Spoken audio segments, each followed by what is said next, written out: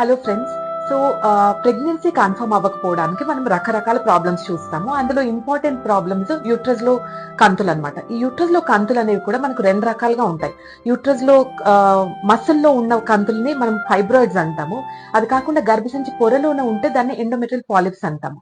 So ఈ రోజు మన దగ్గర పేషెంట్ వచ్చారనమాట. ఆ పేషెంట్ కి స్కాన్ చేసినప్పుడు మేము ఈ పాలిప్స్ అనేవి చూసాం.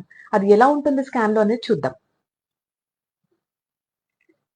సో ఇది పేషెంట్ యొక్క గర్భసంచి. అండ్ ఇందులో మీకు ఈ వైట్ ప్యాచ్ ఏదైతే కనిపిస్తుందో ఇది ఎండోమెట్రియల్ పాలిప్ అన్నమాట. సో ఈ పాలిప్ అనేది మనము ఫ్రీక్వెంట్ గా చూస్తుంటాం పేషెంట్స్ లో. సో క్లారిటీ కోసము ఇక్కడ మీరు పిక్చర్ చూస్తే ఇది ఈ బ్లూ కలర్ అనేది ఎండోమెట్రియల్ పాలిప్ అన్నమాట. సో ఎప్పుడైతే మనకి ఎండోమెట్రియల్ పాలిప్స్ అనేవి మనకు డయాగ్నోస్ చేస్తే ఆ పాలిప్స్ అనేవి మనము రిమూవ్ చేయడం అనేది important. So that pregnancy chance అనేవి బెటర్ గా ఉండడానికి.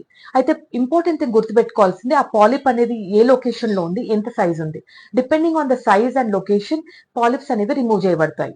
సో ఒకవేళ మనకు టాప్ లొకేషన్ లో ఉంది, ఒక మోర్ దెన్ 5 mm సైజ్ ఉంటే దాన్ని రిమూవ్ చేయడం ఇంపార్టెంట్ అవుతుంది.